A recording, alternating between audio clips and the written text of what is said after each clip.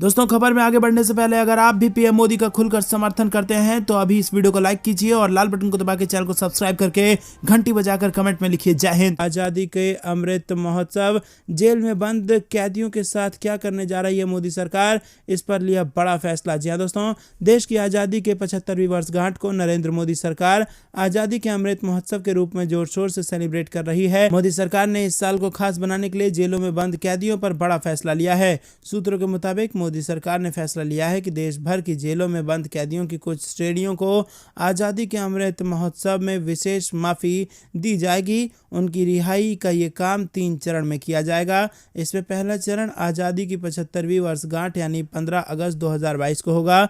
उस दिन खास श्रेणी के कैदियों को जेल से रिहाई दी जाएगी।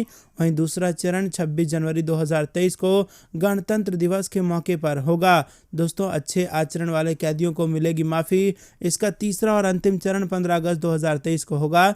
उस दिन भी कई कैदियों को माफ़ी और जेल से रिहाई दी जाएगी। इस योजना का उद्देश्य जेल में अच्छा आचरण दिखाने वाले कैदियों को प्रोत्साहन देना है। सूत्रों का कहना है कि इस विशेष योजना में गंभीर और जघन्य अपराध करने वाले कैदियों को माफ़ी नहीं दी जाएगी। उन्हें कोर्ट की ओर से दी गई सज़ा हर हालत में पूरी करनी ही होगी। दोस्तों, रुक करते हैं अगली बड़ी खबर की तरफ। 2024 तक होगी यूएस जैसी सड़कें, 60 किलोमीटर में सिर्फ एक टोल प्लाजा, नितिन गडकरी ने बताया भारत का रोड मैप। जी हाँ दोस्तों, केंद्रीय सड़क परिवहन एवं राजमार्ग मंत्री नितिन गडकरी ने मंगलवार को कहा कि भारत में 2024 तक अमेरिका जैसी सड़कें होंगी। यही नहीं, उन्होंने ये भी कहा कि देश में 60 किलोमीटर के केवल एक टोल प्लाजा होगा और अगर इसके बीच में कोई है भी तो उसे 3 महीने के अंदर बंद कर दिया जाएगा। लोकसभा में केंद्रीय सड़क और परिवहन मंत्री नितिन गडकरी ने कहा कि हम उन स्थानीय लोगों को पास प्रदान करेंगे जिनके पास आधार कार्ड हैं और जो टोल प्लाजा के पास रहते हैं।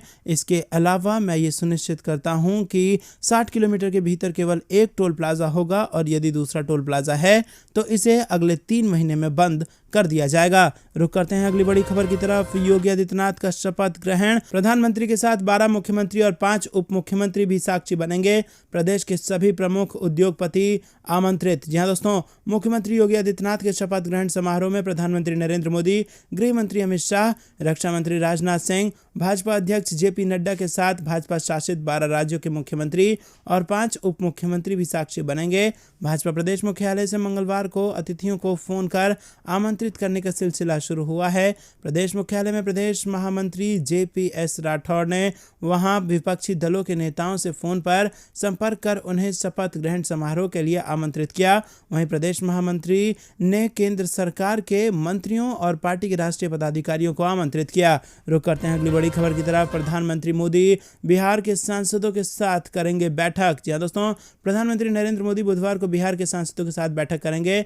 पीएम मोदी सांसदों के साथ नाश्ते पर चर्चा करेंगे और आगे की रणनीति पर मंथन करेंगे। सूत्रों ने ये जानकारी दी है। रुक करते हैं अगली बड़ी खबर की तरफ। सपा को बड़ा झटका, एटा में दोनों प्रत्याशियों के नामांकन कर दिए गए निरस्त। भाजपा की निर्विरोध जीत यहां से हो गई तय। एटा में MLC चुनाव को लेकर 2 दिन से चल रही हंगामेदार स्थिति के बीच मंगलवार दोपहर को जिला प्रशासन ने सपा के दोनों प्रत्याशियों के शपथ पत्रों में कमी बताते हुए नामांकन पत्रों को निरस्त कर दिया है।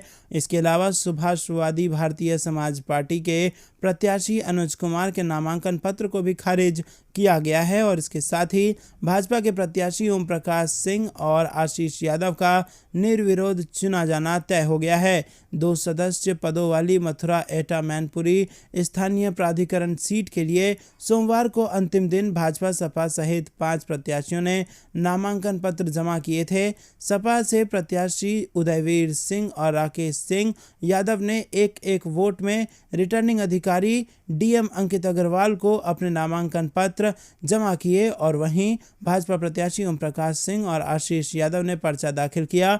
मंगलवार को नामांकन पत्रों की जांच हुई। रुक करते हैं अगली बड़ी खबर की तरफ। इमरान खान ने फिर की भारत की तारीफ, इंडियन आर्मी को सैल्यूट कर कहा कि वो करप्ट नहीं है और सरकार में हस्तक्षेप नहीं करते। जी हाँ दोस्तों, आपको बता दें कि पाकिस्तान के प्रधानमंत्री इमरान खान ने एक बार फिर भारत का गुणगान किया है। इमरान खान ने रविवार को एक जनसभा में पाकिस्तानी सेना सेना का नाम लिए बिना कहा कि मैं भारत को सलाम करता हूं। वो अपने लोगों के लिए काम करते हैं। भारतीय सेना भ्रष्ट नहीं है और वो कभी भी लोगों द्वारा चुनी गई सरकार में हस्तक्षेप नहीं करती। वहीं पाकिस्तानी पर्यवेक्षक खान के बयान को पाकिस्तानी सेना पर कटाक्ष के रूप में देखते हैं, जो देश की विदेश नीति और नागरिक सरकार को नियंत्रित करती है। ऐसी खबरें हैं कि इमरान खान को पाकिस्तानी सेना प्रमुख जनरल कमर जावेद बाजवा और ISI प्रमुख लेफ्टिनेंट जनरल नदीम अंजुम ने मामले को आगे बढ़ाए बिना OIC की बैठक के बाद पद छोड़ने की सलाह दी थी।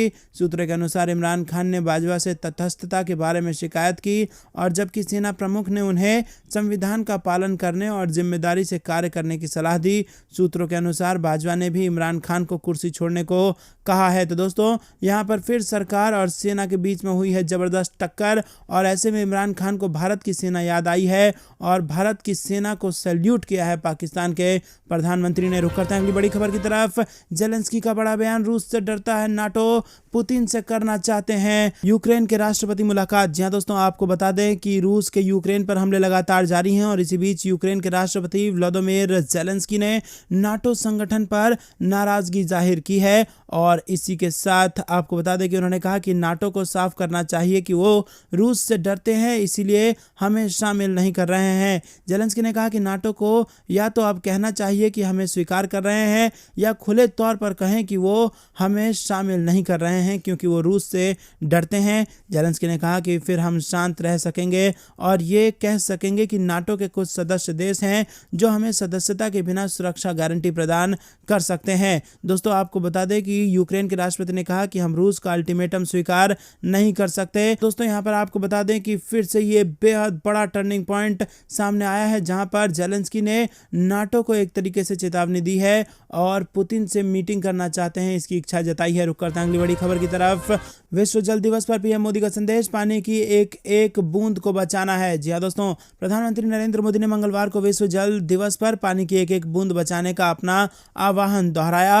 उन्होंने कहा कि पिछले कुछ वर्षों में जल संरक्षण को एक जन आंदोलन बनते देखना खुशी की बात है। उन्होंने जल संरक्षण की दिशा में काम करने वाले सभी लोगों और संगठनों की तारीफ भी की है। मोदी ने ट्वीट किया है कि विश्व जल दिवस के मौके पर आइए पानी की एक एक बूंद को बचाने के अपने संकल्प को दोहराएं। हमारा देश जल संरक्षण और स्वच्छ पेयजल तक नागरिकों की पहुंच सुनिश्चित करने के लिए जल जीवन मिशन जैसे कई उपाय कर रहा है। इसी के साथ आपको बता दें कि उन्होंने कहा कि पिछले कुछ वर्षों में देश के सभी हिस्सों में हो रहे अभिनव प्रयासों के साथ जल संरक्षण को एक जन आंदोलन बनते देखना खुशी की बात है। मैं उन सभी लोगों और संगठनों की सराहना करता हूं जो जल संरक्षण के लिए काम कर रहे हैं। प्रधानमंत्री मोदी ने जल संरक्षण के महत्व और इस संबंध में उनकी सरकार की ओर से किए जा रहे प्रयासों से जुड़ा वीडियो भी ट्विटर पर साझा किया है। दोस्तों, रुक करते हैं अगली बड़ी खबर की तरफ। मुख्यमंत्री योगी आदित्यनाथ 25 मार्च को लेंगे शपथ, 4 डिप्टी CM के साथ बनेंगे 55 से 60 मंत्री। जी हाँ दोस्तों, उत्तर प्रदेश के मुख्यमंत्री योगी आदित्यनाथ के शपथ ग्रहण की पूरी तैयारी हो चुकी है और सूत्रों के मुताबिक यूपी में इस बार 3 से 4 डिप्टी मुख्यमंत्री बनाए जाएंगे और इसके अलावा 50 से 60 मंत्री भी बनाए जाने की संभावना है। मुख्यमंत्री योगी आदित्यनाथ गोरखपुर सदर सीट से विधायक बन चुके हैं और मंगलवार को उन्होंने यूपी विधान परिषद की सदस्यता से इस्तीफा दे दिया। बता दें कि इस बार यूपी की बीजेपी सरकार में 3-4 डिप्टी CM बनाए जा सकते हैं और डिप्टी CM पद की दौड़ में केशव प्रसाद मौर्य, डॉक्टर दिनेश शर्मा, बेबी रानी मौर्य और असीम अरुण और ब्रिजेश पाठक का नाम आगे है। इसके अलावा मंत्रियों की लिस्ट 24 मार्च को फाइनल हो सकती है। गौरतलब है कि यूपी सरकार में इस बार मंत्री 2024 के लोकसभा चुनाव को ध्यान में रखकर बनाए जाएंगे। अपना दल एस और निषाद पार्टी के कोटे से भी मंत्री बनेंगे।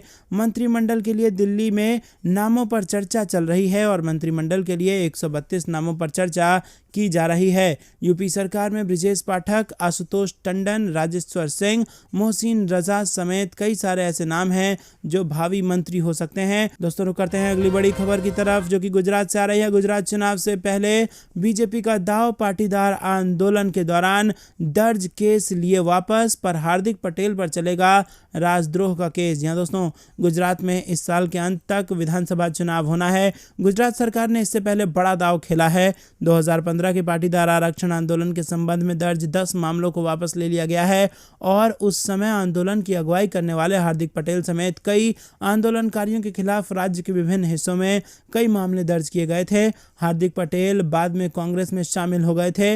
लोक अभियोजक सुधीर ब्रह्मभट्ट ने कहा कि मामलों को वापस लेने के लिए विभिन्न अदालतों में आवेदन किए गए हैं। उन्होंने बताया कि राज्य सरकार ने जिलाधिकारियों को भी इस मामले में निर्देश भेजे हैं।